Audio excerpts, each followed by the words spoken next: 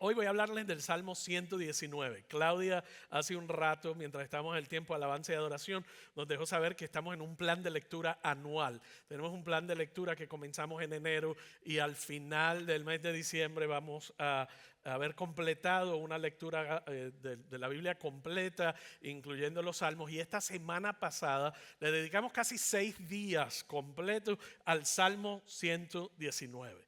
Al Salmo 119. ¿Sabes que es el salmo más largo de todos los salmos? Es el capítulo más largo de toda la Biblia, 176 versos. No solamente tiene 176 versos, sino que es un acróstico en el idioma hebreo, en el idioma en que se escribió originalmente, y representa cada una de las letras del idioma hebreo. Es un salmo increíblemente rico en teología e increíblemente rico en posicionar la centralidad de la Escritura. Es interesante que está en el centro de la Biblia, y uno de los temas más importantes y fundamentales del Salmo 119 es la centralidad de la Biblia en la vida del creyente.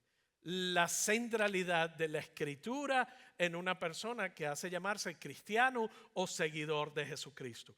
La pregunta fundamental de hoy es: ¿qué papel desempeña la Biblia en tu vida? ¿Qué papel desempeña la Biblia en tu vida? Por más de 19 años de pastor, ya en este año cumplimos 20 años de estar dirigiendo, y la oportunidad que Dios nos ha dado de dirigir como pastores. Y en esos 19, casi 20 años, he conocido una gran cantidad de personas que son cristianos, creen en la resurrección de Jesús, creen en la vida, la muerte y creen en el señorío de Cristo, pero sus vidas son totalmente idénticas a las de los no creyentes. Sus vidas nunca han sido transformadas en su aquí y en su presente. No hay cambio en su vida, porque sus creencias nunca se han convertido en carácter. Nunca se han convertido en parte de su carácter. ¿Qué significa el carácter de una persona? El carácter se refiere al conjunto de rasgos y cualidades que definen a una persona, como su moral, ética, valores, personalidad y comportamiento. Es ese conjunto de cualidades que definen a una persona como su moral, ética, valores, personalidad y comportamiento. De hecho, la única forma de convertir las creencias en carácter es mediante prácticas. De la misma manera en que la fe sin obras es muerta, la única forma en que tú puedes convertir tus creencias en parte de tu carácter es a través de las prácticas y las disciplinas cristianas, las disciplinas espirituales. Y ese salmo nos habla de una gran cantidad de prácticas y disciplinas.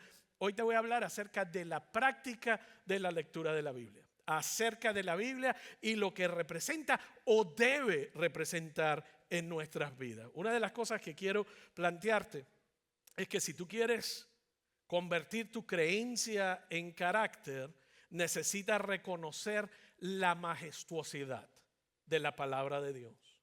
La majestuosidad o la majestad de la palabra de Dios. Si tú no ves la majestuosidad de la palabra de Dios en tu vida, en las Escrituras, nunca, escucha esto bien, nunca vas a descubrir ni el secreto ni el poder que contienen las Escrituras. No vas a descubrir ni el secreto ni el poder que contienen las Escrituras si no entras en una relación que reconoces la majestuosidad de la Escritura. El Salmo 119 señala varias cosas sobre la majestad de las Escrituras, y hoy quiero señalarte nada más que 2 por causa de tiempo. Hoy mi cualidad como maestro va a salir a relucir. Muchas veces es una oportunidad para proclamar, para predicar. No voy a estar predicando, voy a estar enseñando, y te voy a llevar a través de ciertos puntos. Y una de las cosas que yo siempre he aprendido: no es en el sermón que más grito, en el que más yo aprendo. No es el que más me conmueve emocionalmente, el que más me reta espiritual e intelectualmente y espiritualmente. ¿Están conmigo hasta aquí? Así que hoy va a ser uno de esos sermones que, si no le prestas atención y te duermes o te vas a hacer compra o dónde vas al restaurante, todo eso está bien, pero regresa en algún punto, porque si no vas a decir: uy, qué aburrido estuvo. Y te vas a perder una plática transformadora para ti. Si tienes hijos adolescentes, presta atención. Si eres joven adulto, presta atención. Y si tienes dudas acerca del rol de la Biblia en tu vida y el rol que la Biblia debe desempeñar en tu vida, esta plática es para ti hoy definitivamente. El primer punto que quiero hacer y lo que nos enseña ese Salmo 119 es que nos dice, la palabra de Dios es autoritativa. La palabra de Dios es autoritativa. En otras palabras, la palabra de Dios tiene autoridad. La palabra de Dios tiene autoridad. De hecho, el primer verso del Salmo 119 dice, dichosos los que van por caminos perfectos. Dichosos los que van por caminos perfectos. Mira lo que dice, los que andan conforme a la ley del Señor. Dichosos, bienaventurados, bendecidos, alegres, son palabras o sinónimos que se utilizan de acuerdo a la traducción al español que usted está leyendo de esa primera palabra, de ese primer verso del Salmo 119. Dichosos, bienaventurados, bendecidos, alegres. ¿Quiénes? Los que andan conforme a la ley del Señor. Inmediatamente queremos hacer la pregunta, ¿qué significa la ley de Dios? La ley de Dios no es otra cosa que la palabra de Dios en su totalidad. Cuando miramos la ley podemos pensar en la Torá, los primeros 5 libros de la Biblia, o podemos pensar en la ley de Moisés, pero no solamente, o sea, los salmos no son ley, los salmos son poesía. Y nos está diciendo, inclusive Jesús habla de la ley en 2 momentos específicos para luego citar a 2 salmos en específico. Así que cuando él habla de la ley, está hablando de la palabra de Dios en su totalidad. La inmensa mayoría de la Biblia no tiene forma de ley.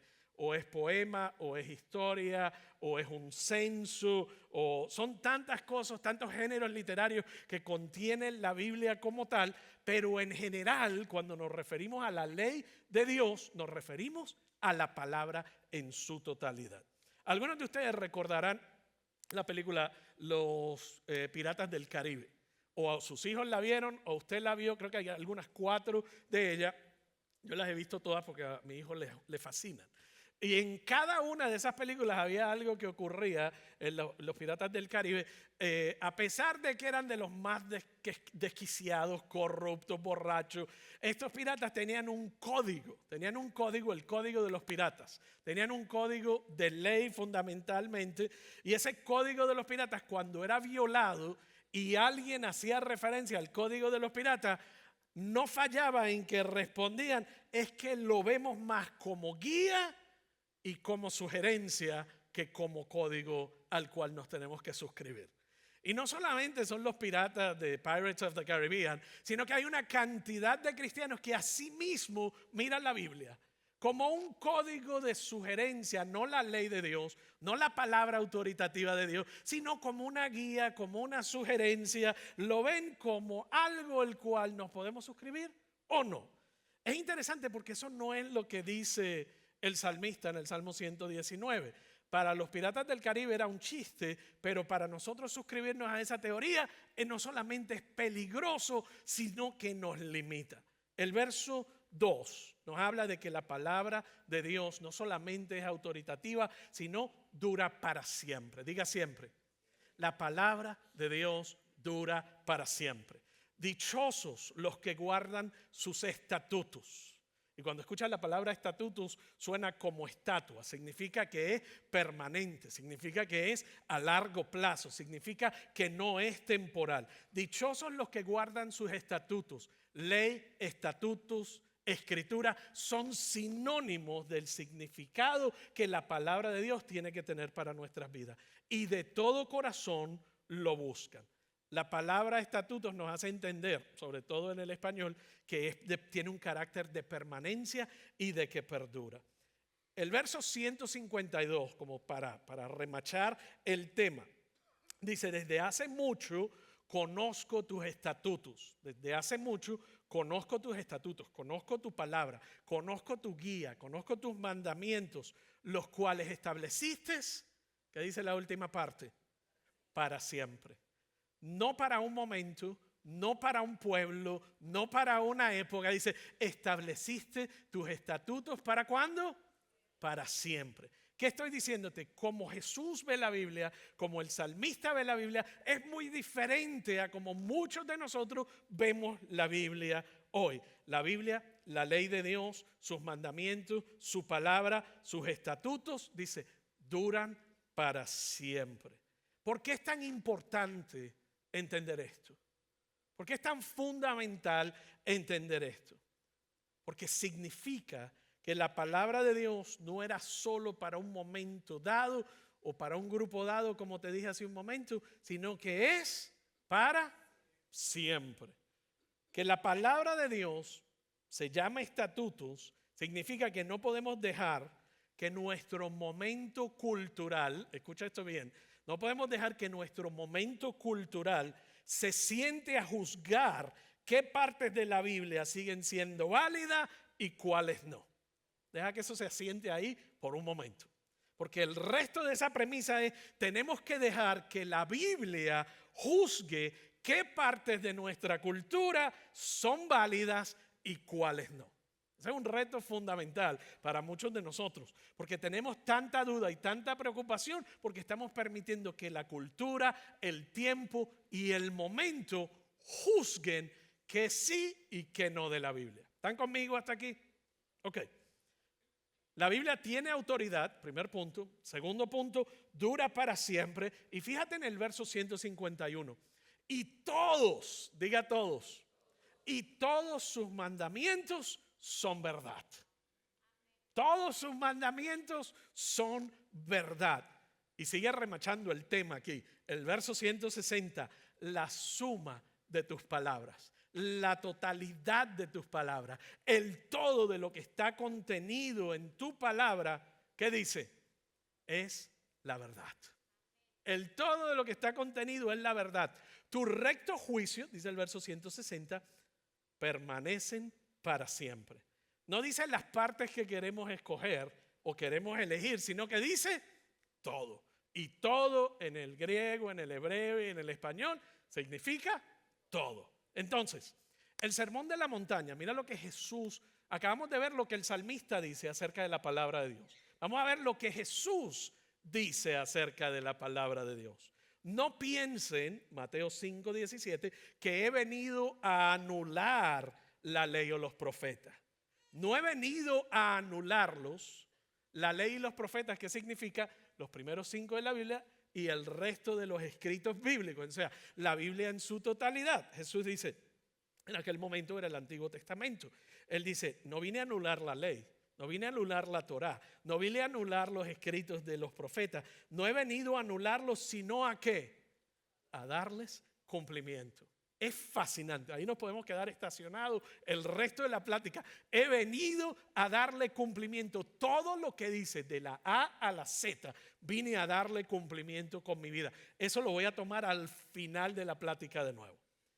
El verso 18, les aseguro, te garantizo, o sea, te lo doy por cierto, está diciendo Jesús, que mientras exista el cielo y la tierra, ni una letra, ni una tilde de la ley desaparecerán hasta que todo se haya cumplido. O sea, ni la mancha de tinta más pequeña, si lees alguna de las traducciones más antiguas, dice ni una iota. Y la iota era el punto más minúsculo del idioma griego. Y se escribió en griego ese pasaje en particular. Y te dice ni una manchita de tinta, ni el punto en la I latina, por decirlo en español, va a desaparecer hasta que se cumpla todo lo que en ella está escrito.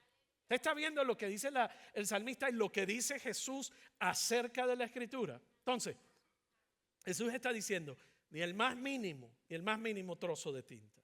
No pienses nunca que es solo una guía que no tienes que seguir. Para Jesús, la escritura tiene absoluta autoridad. Para Jesús, la escritura tiene absoluta autoridad. La escritura es majestuosa. La escritura es majestuosa porque tiene autoridad. La escritura es majestuosa porque tiene autoridad. La escritura es majestuosa porque es la palabra eterna de Dios. La escritura es majestuosa porque es la palabra eterna de Dios. Dura para siempre. Dura para siempre. La escritura es majestuosa porque es el decreto del Rey de Reyes y del Señor de Señores. No es una directriz suelta que la tiraron ahí a última hora, que alguien la compiló. es vinculante para nosotros. Es lo que nos reta y nos impulsa, nos cuestiona y nos moldea y nos marca. En otras palabras, es vinculante. Hay una obligación de nuestra parte que seguimos a Jesús con relación a la Escritura. Y eso es precisamente lo que la cultura odia acerca de la palabra de Dios. De hecho, algunos de ustedes lo podían sentir acá, la energía.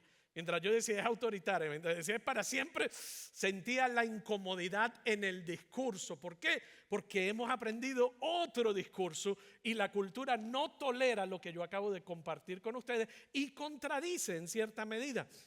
Odia la autoridad de las Escrituras. Para la cultura de hoy es totalmente inaceptable. El espíritu de la época de hoy dice eso es totalmente inaceptable. La gente lucha con una palabra de Dios que tiene toda la autoridad. ¿Por qué? ¿Por qué? Porque tienen dos objeciones.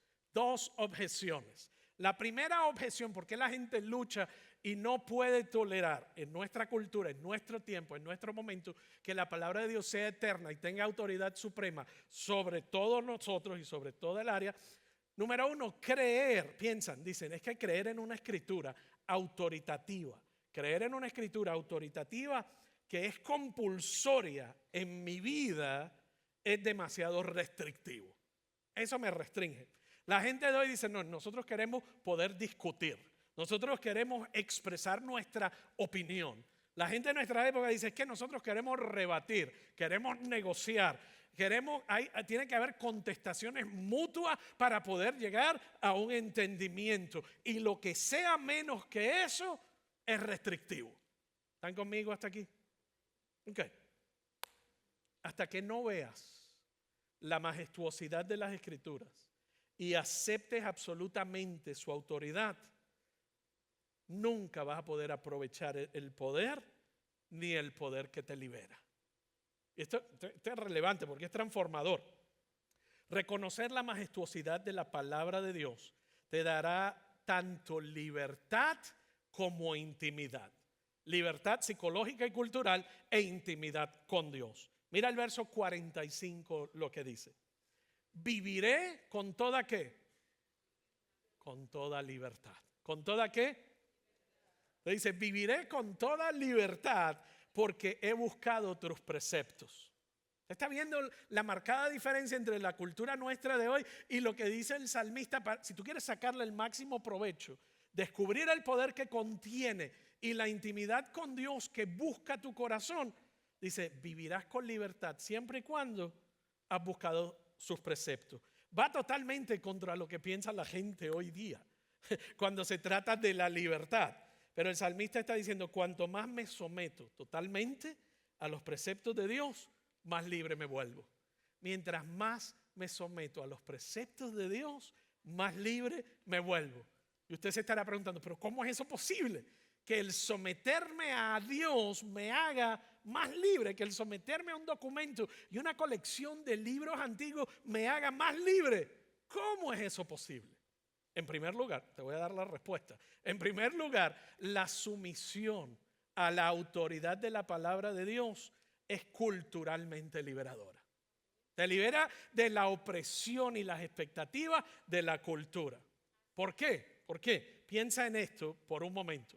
A lo mejor tú has visto algunos de estos artículos editoriales que salen en el periódico de 75 años atrás o de 80 años atrás. Y había artículos que salían en México, en el Excelsior, el Universal, si eres colombiano en El Tiempo, en el Heraldo, si eres de Puerto Rico en El Mundo, si eres de El Salvador, en el Diario de Hoy. Piensa en artículos editoriales que salieron 75 años atrás acerca del rol de la mujer y lo que debía hacer la mujer cuando su marido llegara a su casa. Se están riendo las mujeres. Si yo le leyera ese artículo, usted primero se reiría. Qué absurdo. Segundo, haría una revuelta al periódico que se atreva a publicar ese artículo. Hoy le queman el edificio mañana. Hay revuelta y le queman el edificio mañana. ¿Qué estoy diciendo con todo esto? Si tú te remontas 2 o 3 generaciones, a las generaciones de tus bisabuelos, de tus tatarabuelos, algunos de nosotros nuestros abuelos, si tú te remontas a las generaciones atrás de tu familia, hay varias cosas sociales que cuando ellos las dicen o las repiten y tú escuchas lo que se escribió, te dan vergüenza hoy. ¿Está conmigo hasta aquí? Hay cosas que yo escuchaba a mis abuelos decir, que decían mis bisabuelos, porque ellos venían de las Islas Canarias y eran de cierto color de piel y eran de cierta descendencia europea, que el otro lado de mi familia, que venía del Congo en África, los miraban de una manera distinta, y las cosas que decían con relación a estas personas, estoy hablando de Latinoamérica, ¿están conmigo hasta aquí? No te estoy hablando de los gringos, te estoy hablando de Latinoamérica. ¿Qué cosas decíamos nosotros acerca de elementos sociales, elementos del rol de la mujer, elementos de color y tantas otras cosas que decíamos hace 75 años atrás y que sosteníamos como cierta? Hoy las miramos y nos dan vergüenza. ¿Estás conmigo hasta aquí? Ok. ¿Qué es lo que te estoy diciendo con esto? Que tus tataranietos, cuando escuchen las cosas que tú dijiste, del 20 al 50% de lo que tú y yo decimos hoy, les vamos a dar vergüenza. ¿Te has puesto a pensar en esto? Esta gente, tatarabuelos, bisabuelos, no eran mala gente, que ellos eran productos de su tiempo, productos de su época. Repetían lo que decían otras personas. ¿Qué nos hace pensar a nosotros que tú y yo somos diferentes a lo que ha venido ocurriendo a través de toda la historia? Los elitistas culturales piensan que nosotros hemos arribado, hemos llegado a la expresión máxima de la cultura y que somos los iluminados de las culturas, de todos los tiempos y de toda la historia, y que con nosotros se detienen las malas interpretaciones culturales. Lamento desbaratarte el monumento, porque 70 años de aquí le vas a dar vergüenza a tus tataranietos. Déjalo por escrito y luego me cuentas cuando lo veas en el cielo. Del 20 al 50% de lo que nosotros llamamos hoy como iluminación cultural y social y roles van a ser absurdos y graciosos 75 años de aquí. Usted sabe para dónde voy con esto, ¿verdad? ¿Qué hemos hecho nosotros con la palabra de Dios? Hemos permitido que la cultura cambiante de nuestro tiempo determine una palabra permanente y autoritaria, y que ha liberado a personas a través de milenios, de distintos pueblos, de distintos tiempos, de distintas generaciones, y ha traído libertad a la gente. O sea, te la deja ahí para que se asiente. Porque estamos tan metidos en nuestra cultura que no sabemos ni cómo responderle a nuestros hijos cuando nos preguntan: ¿y cómo tú sabes que lo que dice ahí es verdad? ¿Y cómo te vas a suscribir? Eso te restringe. Pero no nos damos cuenta qué nos restringe de nuestra cultura. Haz una lista y platicamos. En realidad, esos eran artículos normales de nuestro tiempo. Quiero dejarte con esta pregunta que te hice hace un momento. ¿Te das cuenta de que muchas de las cosas que son importantes para ti ahora, son importantes para ti ahora mismo, van a ser una vergüenza absoluta para tus tataranietos? ¿Estás consciente de eso? ¿O tan siquiera habías pensado en eso? Si eso es lo que crees, déjame hacerte otra pregunta. ¿Cómo puedes entonces escapar del momento cultural en el que estamos viviendo, a la luz de toda la historia, y no dejarnos cegar por el momento? No dejarnos cegar por el momento cultural en el que estamos viviendo. ¿Cómo vamos a criticar y a evaluar nuestra cultura si no podemos salir de nuestra cultura? ¿Qué marco de referencia tenemos para evaluar el tiempo, las creencias y el momento en el que estamos viviendo? Si no podemos confiar, piensa en esto, lo que te acabo de decir, si no podemos confiar en que nuestro momento histórico sea el correcto, si no podemos confiar en que nuestra cultura se juzgue a sí misma con precisión, ¿qué mejor forma de hacerlo que recurriendo a un texto que lleva siglos liberando millones de personas de todas las culturas?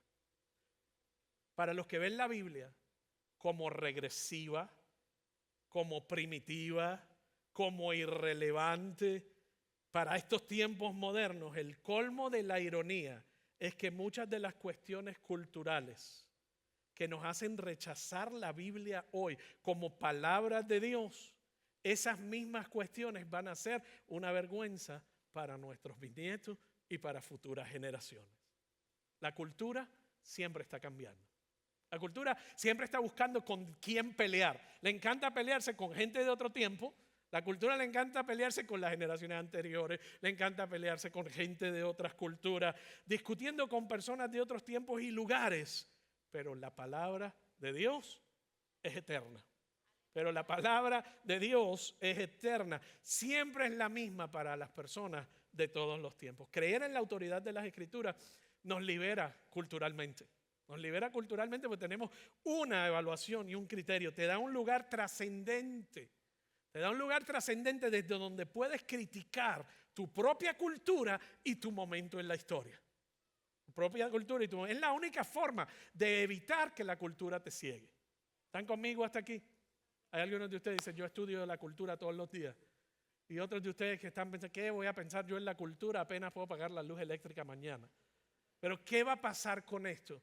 Las ideologías dominantes de nuestro tiempo dominan nuestra relación con Dios. Cuando no tengo un centro de cómo ver la Escritura y mi filtro para ver la Escritura es lo que la cultura me está diciendo, nunca voy a llegar a la relación profunda que deseo tener con Dios porque no entiendo su expresión máxima, que es su palabra. Su palabra. En segundo lugar, la sumisión a la autoridad de la palabra de Dios es psicológicamente liberador. No solamente cultural, es psicológicamente liberador. El verso 133, mira lo que dice. Guía mis pasos conforme a tu palabra. Guía mis pasos conforme a tu palabra. Esa segunda parte es fascinante. Para que no me domine el mal. Para que no me domine el mal. Lo que él está diciendo ahí, ese pasaje, si la palabra de Dios no está gobernando tu vida, si Dios no es la máxima autoridad en tu vida, entonces hay algo más que te gobierna. Si Dios no te gobierna, si su palabra no te gobierna, hay algo más que te gobierna. Eurípides, el filósofo griego, mira lo que dijo. Nadie es verdaderamente libre. Nadie es verdaderamente libre. Es esclavo de la riqueza, de la fortuna, de la ley o de otras personas que le impiden actuar según su voluntad. O de otras personas actuar según su voluntad. ¿Qué es lo que está diciendo Eurípides ahí?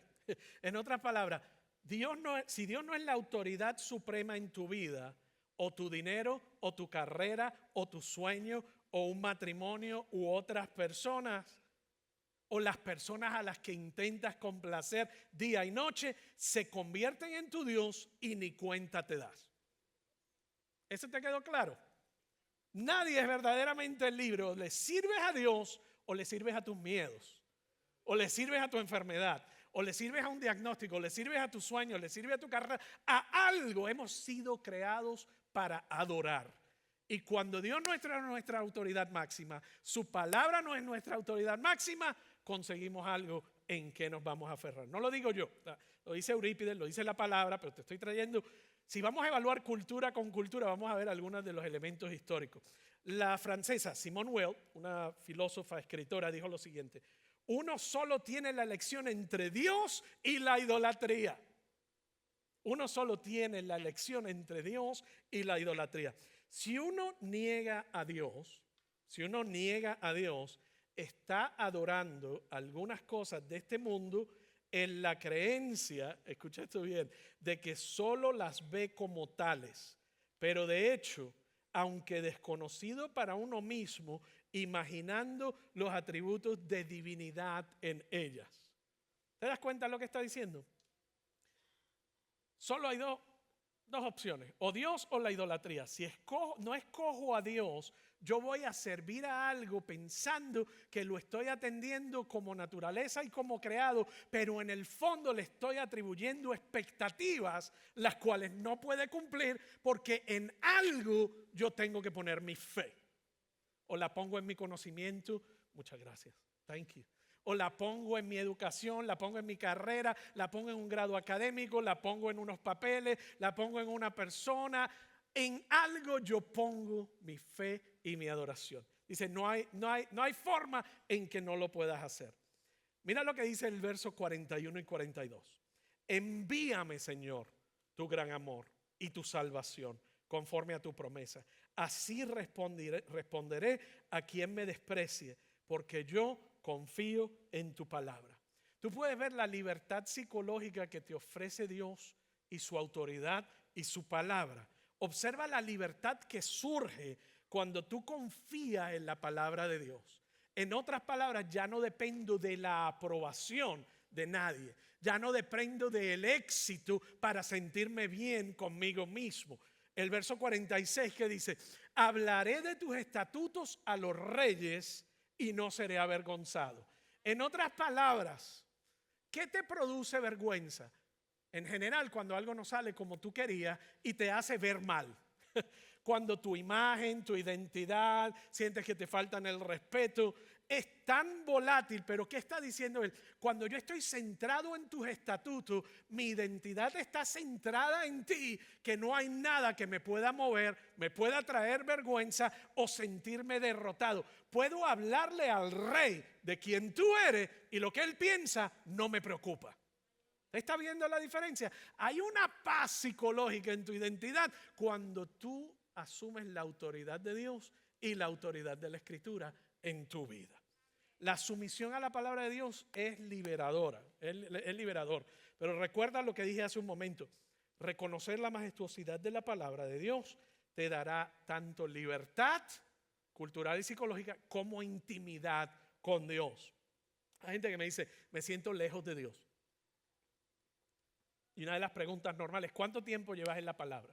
Me siento que no estoy creciendo, me siento solo, me siento triste, me siento aislado, me siento rechazado, me siento. ¿Cuánto tiempo llevas en la palabra de Dios? ¿Cuánto tiempo llevas diariamente leyéndola? ¿Cuánto tiempo estás dedicándola a hacerla el centro y el núcleo de tu vida? Pues no, me gusta más Facebook, las noticias, porque eso me hace sentirme peor. Usted ve la elección que estamos haciendo. Entonces mi identidad está basada en mi momento, mi identidad no está basada en la autoridad de Dios sobre mi vida ni en la Escritura. Esto es lo que está ocurriendo, pero eso es tanta confusión, tanta confusión. Y es aún sabiendo esto, porque no es conocimiento, es el poder transformador y solo Cristo. Y uno ofreciéndose a Él y sacrificando a Él toda tu fe de forma diaria, entregándote a Él, que nunca vamos a llegar, pero hay alguien que sí llegó por mí. Pero por lo menos sabemos la dirección a dónde apuntar. La segunda objeción que tiene la gente es creer en una escritura autoritativa que es compulsorio, que es obligatorio, o sea, que me gobierna. En otras palabras, para mi vida elimina cualquier posibilidad de intimidad con Dios. En otras palabras, tu sumisión a la autoridad de la palabra de Dios es lo que en realidad te va a ayudar a escapar de la frialdad de la religión, de la muerte de la religión y entrar en una auténtica relación con Dios. Escucha esto. Lo que hace una relación personal, piensa en relaciones con otras personas. Piensa en esto es bien importante, porque hay gente que no entiende la dinámica de las relaciones y se quejan, y cuando vienes al fondo de qué se queja, no, que me gobierna, que me quita el control, que no puedo tomar mi propio criterio, que me contradice todo el tiempo. Escucha esto, lo que hace una relación personal, que sea personal, es la capacidad de esa otra persona con quien te estás relacionando de mantener su propia voluntad. De mantener su propia voluntad y de poder contradecirte. Imagínate que tú estés casado o tengas una relación con tus hijos o inclusive una relación de amistad en la cual nunca te contradice, en la cual hace todo lo que tú dices. Usted no está en una relación personal, usted en una relación disfuncional. Usted está en una relación que no tiene balance saludable en esa relación. Si tú estás en una relación en que tú tienes ese control total y nunca pierdes nada de independencia y nunca se te contradice y nunca se te cruzan de frente a tu propia voluntad, tú no puedes llamarla personal. Tienes una relación robótica y disfuncional, de explotación realmente y no de intimidad. Entonces, si tú no aceptas la Biblia como la palabra autoritativa en tu vida, si tú no aceptas la Biblia como la autoridad en tu vida. Si no hay manera, o sea, si tú dices que hay algunas partes que no aceptas porque son ofensivas para ti, si tú dices que no creo en un Dios que diría ese tipo de cosas, ¿cómo entonces puedes tener una relación personal con Dios? Tim Keller dijo lo siguiente: si Dios y su palabra nunca se cruzan en tu voluntad, ni contradecirte, ni desafiar tu forma de pensar, ni de vivir, o si Dios nunca puede decirte algo que no quieres creer, no tienes una relación personal con un Dios personal. Tienes un cartón recortado, un Dios que tú has creado a tu propia imagen y a tu propia semejanza, y que te resulta más agradable y conveniente que el Dios de la Biblia. Si tú lo que quieres es un Dios que haga lo que tú dices, que no te contradiga, que no te dice qué creer, que no se te cruce en la voluntad, que no afecte tu independencia, no tienes el Dios de la Biblia. Tú tienes un Dios que tú has creado, un cartón que tú has creado a tu imagen y a tu semejanza. El pensador Bonhoeffer era un pastor y autor durante la época de Hitler. Dietrich Bonhoeffer, él dijo lo siguiente: si soy yo quien determina dónde se encuentra Dios, entonces siempre encontraré un Dios que me corresponda de algún modo, que sea servicial, que esté relacionado a mi propia naturaleza y a mis conveniencias. En otras palabras, un Dios falso que has creado a tu propia imagen. Pero cuando te sometes a la autoridad de Dios, dice Bonhoeffer, pero si Dios determina dónde debemos encontrarlo, entonces será un lugar que no es inmediatamente agradable para mí ni mi naturaleza, y que no me resulta en lo absoluto simpático ni cómodo. ¿Usted está conmigo hasta aquí?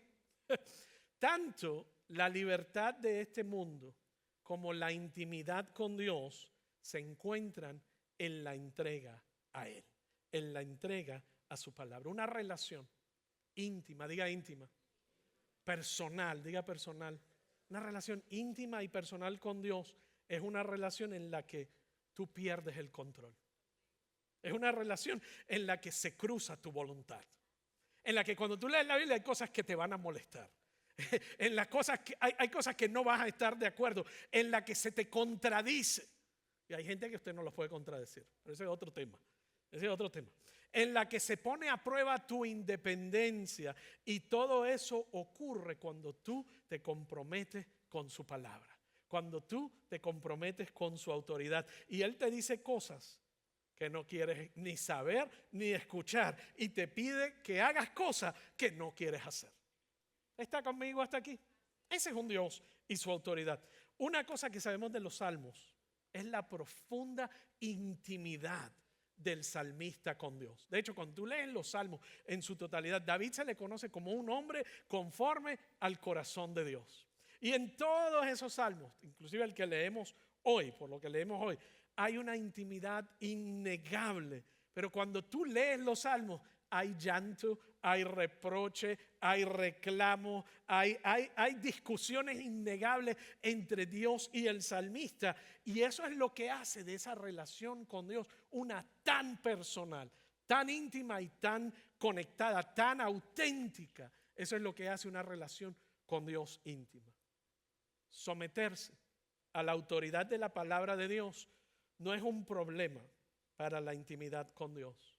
Es el requisito para la verdadera intimidad con Dios.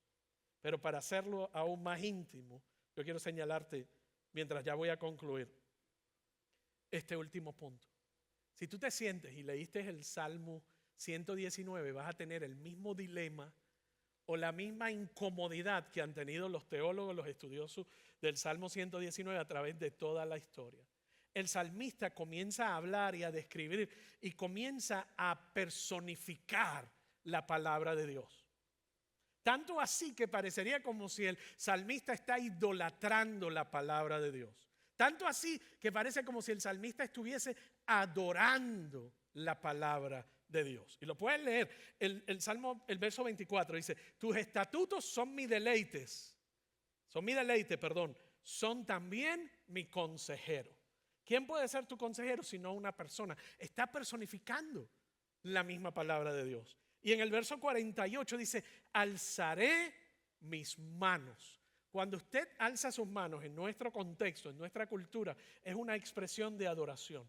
Cuando usted levantaba sus manos en la cultura hebrea, era una expresión de adoración. En cierta medida está adorando la palabra de Dios, está adorando la Biblia.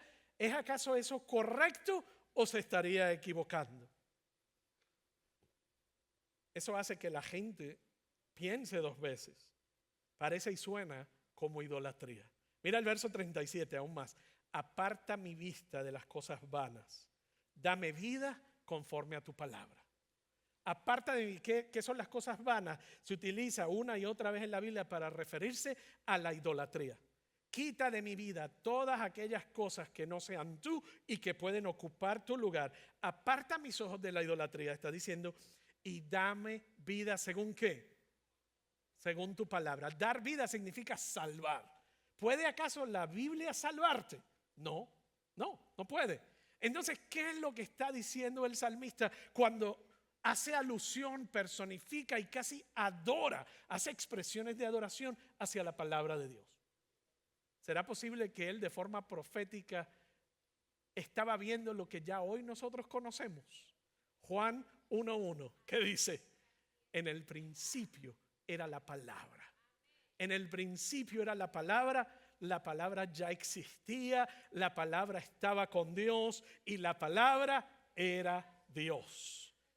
Entonces el verso 14, la palabra se hizo hombre y vino a vivir entre nosotros. Estaba lleno de amor inagotable y fidelidad. Y hemos visto su gloria. ¿La gloria de quién? Del único Hijo de Dios. Por supuesto, Jesús es el maravilloso consejero. Jesús es la palabra de vida. Él es el pan de vida. Jesús es el Salvador, porque Jesús es la palabra de Dios. Cuando usted habla, ¿qué usted está intentando hacer? Expresarse. Usted puede expresarse a través de acciones, pero le va a tomar un poco más de tiempo. Cuando usted habla, usted se expresa. Dios se expresa de dos maneras bien particulares. La primera manera que se expresa hacia nosotros es a través de su palabra escrita. A través de su palabra escrita. Todas las religiones del mundo se expresan a través de la palabra escrita. Todos tienen sus documentos sagrados. Pero el Dios de la Biblia es el único que se expresa no solo a través de la palabra escrita, sino a través de la palabra encarnada. ¿Está conmigo hasta aquí? Si yo no tuviera la palabra encarnada en Cristo Jesús, el seguir las escrituras se convertiría en una serie de reglas y leyes para poder alcanzar a Dios. ¿Está conmigo hasta aquí? Él no solo te dio la palabra escrita de quien Él es, quien Él quiere que tú seas, para lo que Él te creó y su propósito desde la creación hasta la caída, la restauración, la consumación, la renovación y la restauración, sino que dijo, te voy a dar mi palabra escrita, pero te voy a dar mi palabra encarnada a través de mi Hijo Jesucristo. Yo puedo creer en la palabra escrita porque conozco la palabra encarnada, quien se llama Cristo Jesús. El que yo no pueda cumplir con la escritura me evidencia que lo que yo debía haber hecho para seguir su palabra, Cristo Jesús lo vivió en una vida perfecta, cumplió con todos los requisitos para que yo pueda confiar. ¿Por qué yo confío en la palabra escrita? Porque tuve un encuentro personal con la palabra encarnada.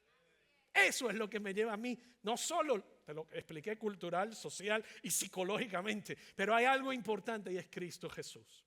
En el principio era la palabra era con Dios y la palabra era Dios. Dios se expresó, la palabra es la expresión de Dios, de su carácter, de quién Él es y de su propósito, de forma escrita y de forma encarnada.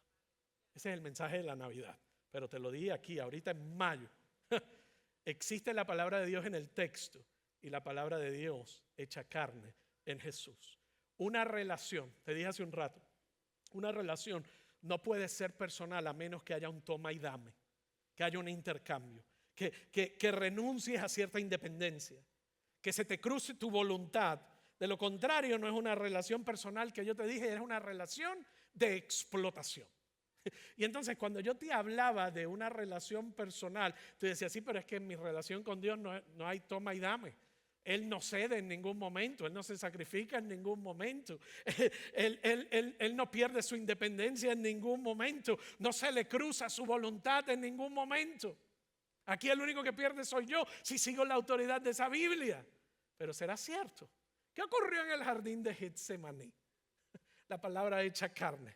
Piensa lo que ocurrió con la palabra que se hizo carne a través de Jesús. Él entrega su vida por ti en la cruz. Él renuncia a su voluntad. ¿Qué le dijo en el jardín de Getsemaní? En el huerto de Getsemaní. No se haga, yo no quiero pasar por esto, pero no se haga mi voluntad sino la tuya. Él puso su voluntad, su sacrificó, lo dejó todo para ocupar mi lugar. Él perdió independencia, él perdió todo, dejó todo lo que tenía y no lo escatimó como importante, inclusive perdió su voluntad y le dijo, hágase tu voluntad y no la mía. Dios ni es frío ni distante, es íntimo y personal. Nos da su palabra escrita y su palabra hablada en Jesucristo.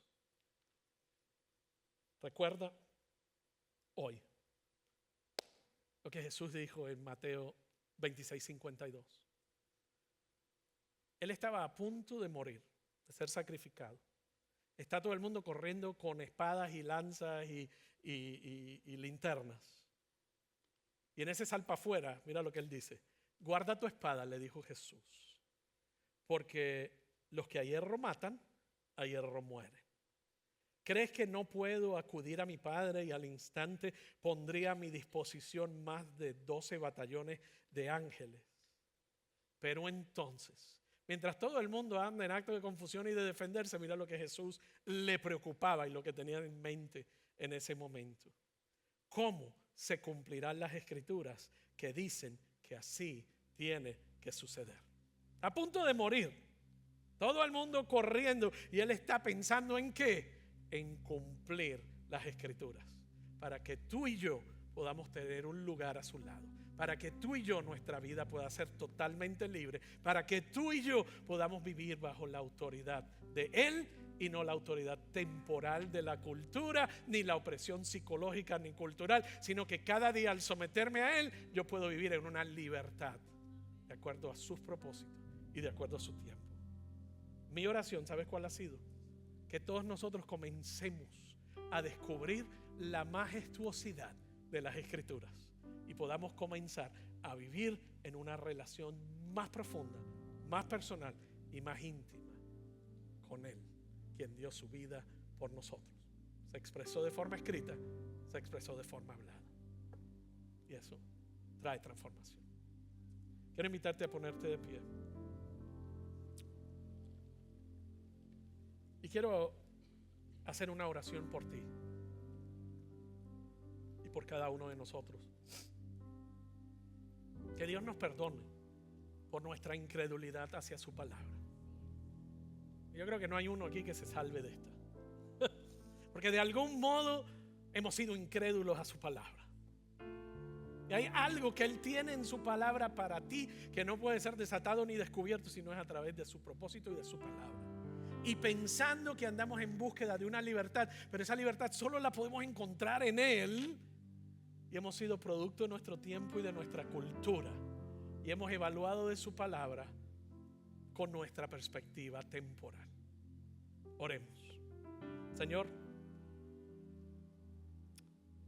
perdona nuestra incredulidad en ti y en tu palabra.